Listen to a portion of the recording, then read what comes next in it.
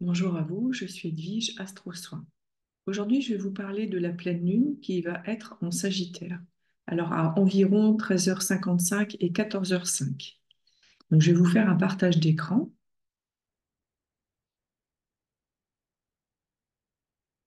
Voilà.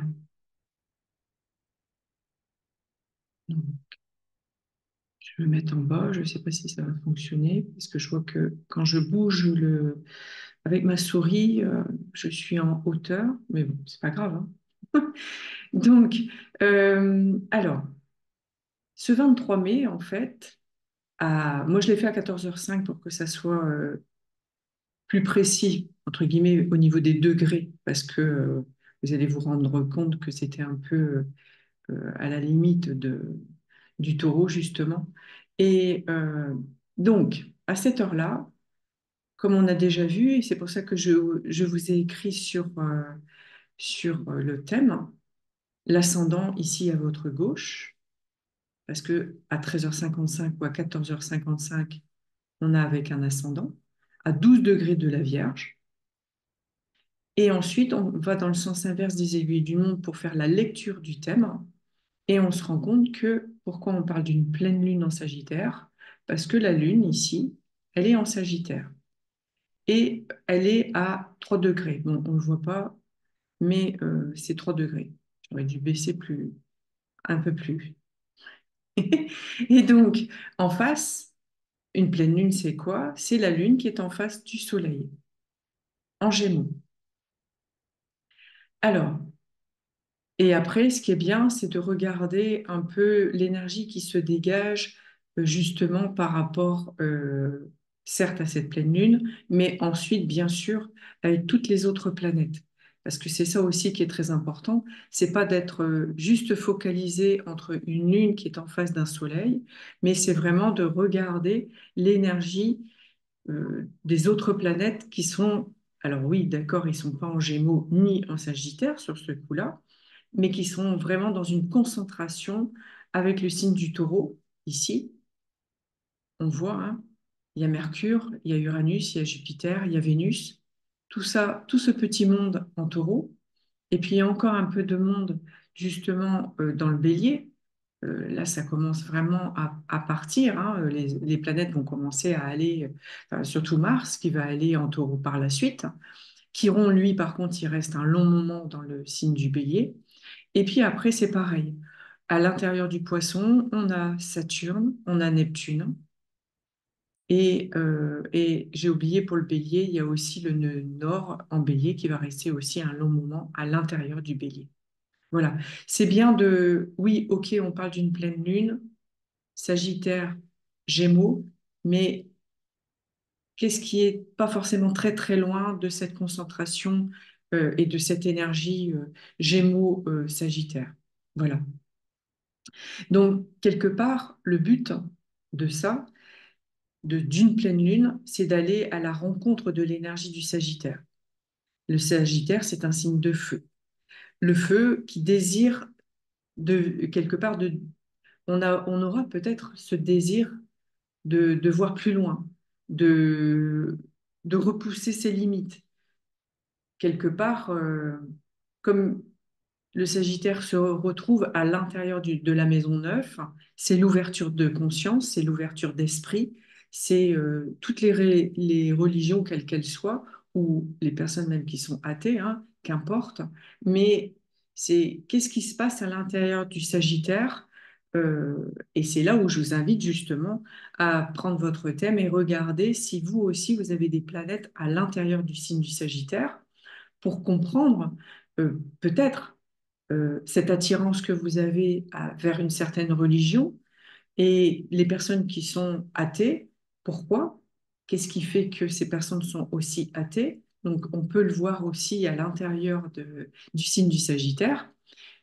Voilà, c'est ça aussi qui est important dans cette vision astrologique, ne pas vous arrêter juste à cette pleine lune. Oui, ok, la lune est une énergie féminine, une énergie d'émotion. Quelle va être notre émotion à cette période du 23 mai? C'est vrai que c'est important, mais ce qui est très important, Après, c'est de regarder, comme elle est au début du signe, ça veut dire que toutes les personnes qui sont nées en Sagittaire au tout début de leur signe, ou les personnes qui seront ascendant Sagittaire, et en face, les personnes qui seront au début du Gémeaux et ascendant Gémeaux, eh bien, ça va plus les interloquer, les interpeller, parce que cette pleine lune va venir en correspondance avec leur signe solaire, donc soit Gémeaux ou soit Sagittaire, ou avec leur ascendant. Voilà, ça c'est vraiment la base, entre guillemets, d'une compréhension du Sagittaire Gémeaux, cet axe. Quand on parle d'un axe, eh bien là, on est vraiment dans un axe de langage, un axe de connaissance avec le Sagittaire et le Gémeaux. Pourquoi? Parce que la planète maîtresse du Sagittaire, c'est Jupiter, donc on est dans ce signe de feu, et le Gémeaux, sa planète maîtresse, c'est Mercure. Donc le Sagittaire, la connaissance spirituelle, ou ce besoin d'apprendre et de comprendre, donc on est dans un enseignement, et le Gémeaux, c'est la planète de la communication. Vu que c'est en lien avec Mercure, on a envie de dialoguer, on a envie de communiquer, d'échanger, de partager. Mais il ne faut pas oublier que là, justement, on est avec une opposition. Est-ce que pendant cette période, vers le 23 mai, 24 mai, on va pas être non plus, on va être assez large parce que la Lune reste pendant 2 jours et demi à l'intérieur du Sagittaire. Donc voilà, ça va balayer toute l'énergie du Sagittaire. Est-ce qu'on aura envie de s'exprimer et qu'on va peut-être être pas entendu, mal compris? Et encore une fois, avec le Sagittaire, on est dans une énergie de voyage, d'une énergie de décompensation, de faire une pause, d'avoir cette ouverture de conscience, de regarder autrement sa vie. Et quelque part, la question sera, c'est quel sera notre but? euh, Qu'est-ce qu'on aura envie d'idéaliser ou pas? Parce que, pourquoi je dis idéaliser? Parce que c'est justement le Sagittaire, sa quête de sens, cette recherche d'aller dans les différents pays, quelque part, c'est d'aller chercher la clé intérieure de sa vibration, qu'est-ce qui le rend vivant en fait. Et quelque part, qu'est-ce qui nous rend vivant quand on est dans ce signe du Sagittaire? Quelque part, c'est ce feu spirituel, où est-ce qu'on a envie l'activer? Dans quel secteur on aura envie d'activer ce feu spirituel? Et avec le Gémeaux, eh bien, comment on va communiquer? Comment on va dialoguer? Parce que c'est de ça, en fait. Et il se peut que ce 23 mai, on va se sentir comme irrité et irritable, agacé. Voilà, c'est pour ça que c'est important de se dire, oui, ok, je rentre dans cette pleine lune, mais il se peut, encore une fois, hein, euh, qu'on va pas être justement dans cet agacement, on va plutôt se donner cette trajectoire un nouvel objectif, justement. Cet objectif, eh ben, sera en lien avec le Sagittaire, donc on aura peut-être envie, et il se peut, là maintenant, quelque part, on a une ambition et on a envie de justement d'aller chercher cet objectif, ce projet, cette notion de... alors voilà, il y aura peut-être des personnes pendant cette période qui auront envie de faire davantage de formation en lien très certainement avec l'ouverture de conscience, l'ouverture d'esprit, de regarder autrement. Ça sera peut-être cette envie en fait. Et cet axe Sagittaire, c'est donc j'idéalise par le Sagittaire et le Gémeaux, c'est je pense. Le Gémeaux, c'est la liberté d'expression, c'est l'expression, c'est je m'exprime, je m'interroge.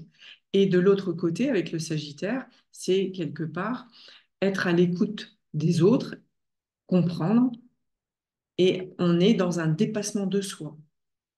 Parce que le Sagittaire, voilà, comme la carte du tarot avec le chariot, il monte sur son chariot avec les 2 chevaux et il y a un objectif, mais quel chemin on va prendre? Et quelque part, cet objectif, c'est pour notre propre épanouissement, en fait, intérieur. Est-ce qu'on va être épanoui pendant cette période du 23-24 mai? Voilà. Alors après, c'est vrai que si on parle au niveau mondial, Le Sagittaire, c'est le feu. Le Gémeaux, c'est l'air. Au niveau, alors je ne fais pas de politique, hein, bien évidemment, mais c'est juste avoir un regard sur les éléments euh, environnementaux, euh, environnementaux même. C'est quelque part, est-ce que le dialogue, il est ouvert dans la conscience de chacun? Est-ce qu'il n'y a pas plutôt des confrontations et des affrontements d'incompréhension? Enfin voilà, là, il peut y avoir justement un manque d'écoute, un manque de communication. Euh, voilà,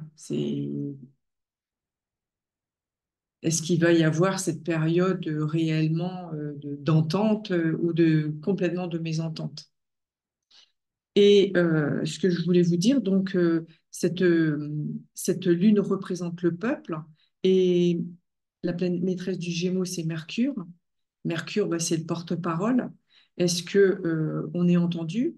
Est-ce que le peuple peut s'exprimer? J'ai pas l'impression, forcément. Au vu de ces oppositions, voilà, ils en font qu'à leur tête, entre guillemets, hein. On ne nous demande pas notre avis, hein, sur quoi que ce soit. Donc, je trouve que c'est très fermé, en fait.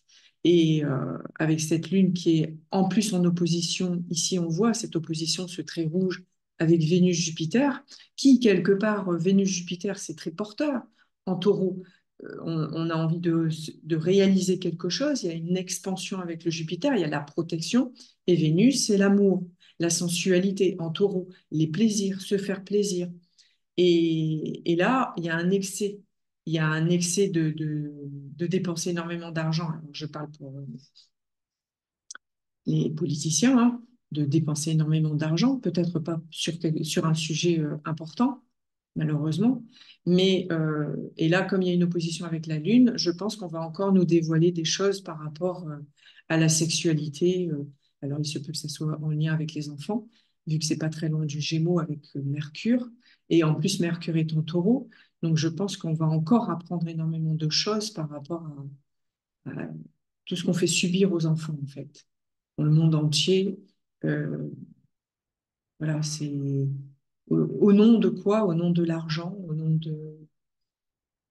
de posséder les choses, d'avoir, parce que dans le taureau, il y a une belle valeur, c'est vénusien, c'est la gourmandise, les plaisirs, euh, offrir, mais de l'autre côté, la perversité, la possession, je possède, je veux acquérir.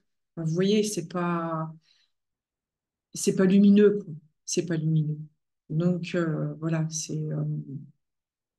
et quelque part ce symbole de féminité avec la lune, on est dans un besoin de sécurité intérieure. On a besoin de se sentir vraiment à l'abri, mais dans notre temple intérieur, comme avant de naître, on est dans la bulle protectrice de la mère.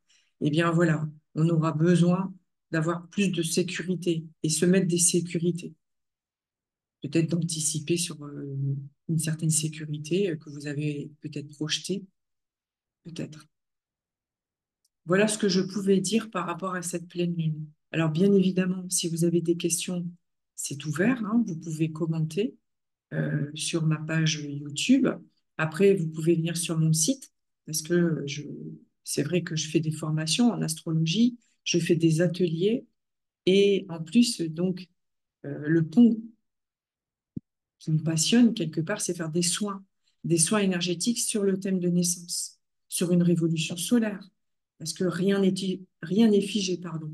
Tout est ouvert en fait dans les possibilités d'actionner la manivelle de notre vie. Donc voilà, je reste à votre disposition si vous avez des questions. Et je vous dis à très bientôt. Merci à vous et à bientôt.